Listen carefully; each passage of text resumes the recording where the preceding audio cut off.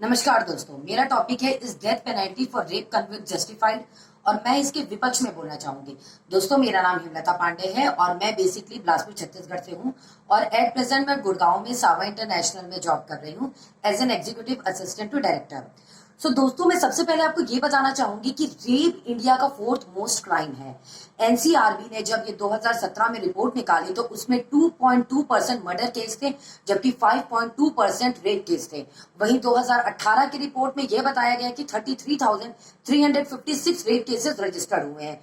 जो आपको पता है कि सिर्फ इतने ही नहीं है, और भी केसेस है जो लोग रजिस्टर्ड ही नहीं करवाते। आपने हाल ही में प्रियंका रेड्डी हैदराबाद की जो डॉक्टर थी उनका और निर्भया रेप केस जिनका दोनों का इंसाफ मार्च 2020 में ही हुआ है, उसके बारे में सुना होगा। जब इनके हथियारों को सजा मिली तब इनकी माँ का इंटरव्यू लिया गया, जिसमें हैदराबाद की प्रियंका रेड्डी की माँ का कहना था कि इस तरह से इंसाफ हर पुलिस वाले को हर बेटी के लिए करना चाहिए इतनी जल्दी। वहीं निर्भया की माँ ने ये कहा कि इस तरह के हत्यारों को पब्लिक के हवाले कर देना चाहिए। पब्लिक में यह आक्रोश बहुत था और ये आक्रोश राज्यसभा तक जा पहुंची, जब पार्लियामेंट में जया बच्चन ने कहा कि हाँ, इन तरह के हथियारों को पब्लिक के हवाले कर देना चाहिए। वहीं यूनियन मिनिस्टर हरसिमरत कौर ने कहा कि जितनी आयु उस हत्यारे की है उतने ही महीनों में इसका ट्रायल पीरियड खत्म करना चाहिए, जो मेरे हिसाब से कोई सोल्यूशन नहीं है।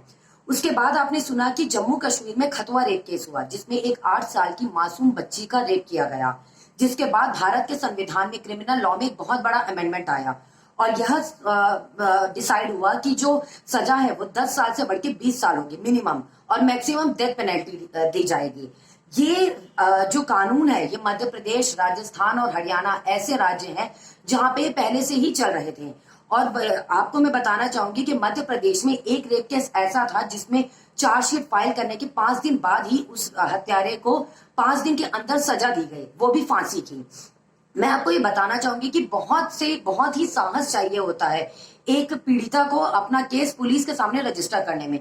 जब पुलिस अपने लूज पॉइंट रखती है और तुरंत एक्शन नहीं लेती है, जिससे एविडेंस खो जाते हैं, तो वो एक वीक केस बनता है और वो कोर्ट के सामने पेश नहीं हो पाता। वहीं दूसरी ओर मैं बताना चाहूंगी कि जब ये ट्रायल पीरियड चलता है उस समय ये ट्रायल पीरियड की कोई अवधि नहीं होती। इस अवधि पर सरकार को निर्णय लेना चाहिए, क्योंकि ये ट्रायल पीरियड के दौरान जो पीड़िता है वो बहुत ज्यादा उत्पीड़न सहती है, समाज का, घर वालों का, जिसमें लोग उसको बहुत ही बुरी नजर से देखते हैं। वो सोचते हैं कि शायद ये इसके साथ ऐसा इसलिए हुआ क्योंकि ये एक लड़की है, इसी ने उकसाया होगा। क्यों? अगर वो लड़की रात में कहीं बाहर जा रही है तो वो उसे उकसाना कहेंगे, अगर उसने छोटे कपड़े पहने तो वो उकसाना कहेंगे, जो गलत है।